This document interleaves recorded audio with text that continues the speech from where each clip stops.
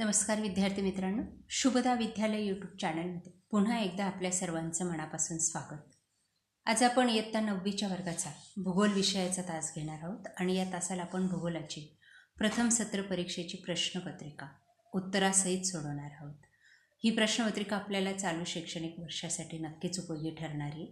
यासारखे नवनवीन व्हिडिओ पाहण्यासाठी आपल्या चॅनलला सबस्क्राईब करून बेल आयकॉनवर क्लिक करा, म्हणजे नवीन व्हिडिओची नोटिफिकेशन आपल्यापर्यंत सहज पोहोचेल.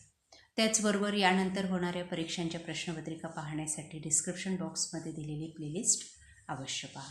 इयत्ता 9वी भूगोल गुण 40 प्रथम सत्र प्रश्नपत्रिका उत्तरासहित.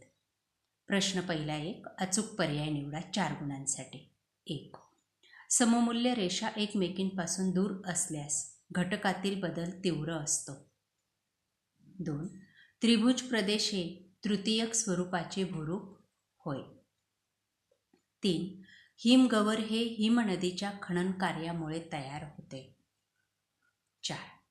उष्णकटिबंधात जगात सर्वात जास्त पाऊस पडतो. प्रश्न दुसरा, योग्य जोड्या जुळवा. 1. प्रतिरोध पर्जन्य. ई. भारतातील मोसमी पाऊस. अभिसरण किंवा आरोह पर्जन्य. ड. विषुववृत्तीय प्रदेश. आवर्त पर्जन्य. अ. समशीतोष्ण कटिबंध. आम्ल पर्जन्य. ब. प्रदूषण. त्यानंतर प्रश्न तिसरा, एका वाक्यात उत्तरे लिहा. 1. सममूल्य रेषा म्हणजे काय? समान मूल्ये असणाऱ्या रेषेला सममूल्य रेषा असे म्हणतात. 2. ग्रेट रिफ्ट व्हॅली ही खचदरी कोणत्या खंडात आहे? आफ्रिका खंड. विदारण म्हणजे काय? तर खडक फुटण्याची किंवा कमकुवत होण्याची नैसर्गिक क्रिया म्हणजे विदारण. वारा कशास म्हणतात? हवेच्या हालचालीस वारा म्हणतात. वृष्टीची विविध रूपे कोणती? हिम, पाऊस, गारा, दव, दहिवर. ही वृष्टीची रूपे आहेत. प्रश्न चौथा, अ भाग. नकाशा आराखड्यात माहिती भरा व सूची तयार करा. बघा, या ठिकाणी आपल्याला एक भारताचा नकाशा आराखडा दिला जाईल पुरवणीसारखा, आणि त्याच्यावर आपल्याला हे 5 घटक दाखवायचे आहेत.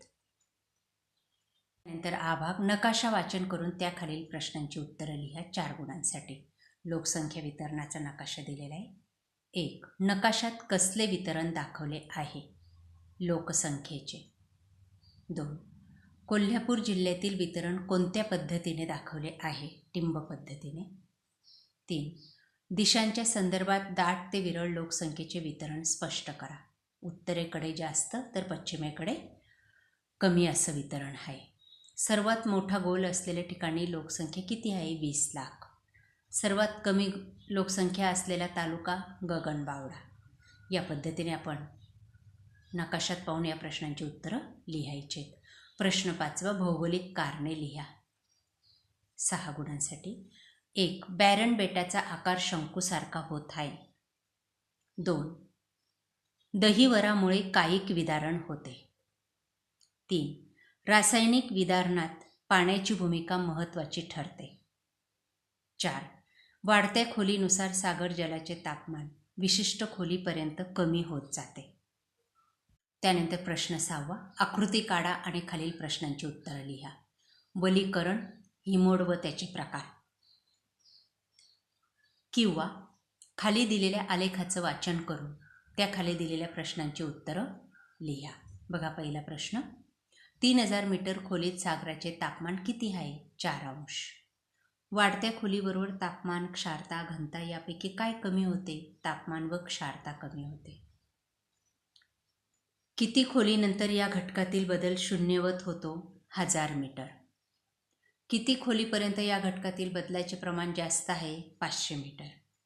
1000 मीटर खोलीत सागराची घनता किती आहे? 1.028 घनसेमी. सागराची क्षारता 34.5 किती खोलीत आहे? 1000 खोलीत आहे. या पद्धतीने अचूक उत्तरं लिहिल्यास आपल्याला 4 गुण मिळतील.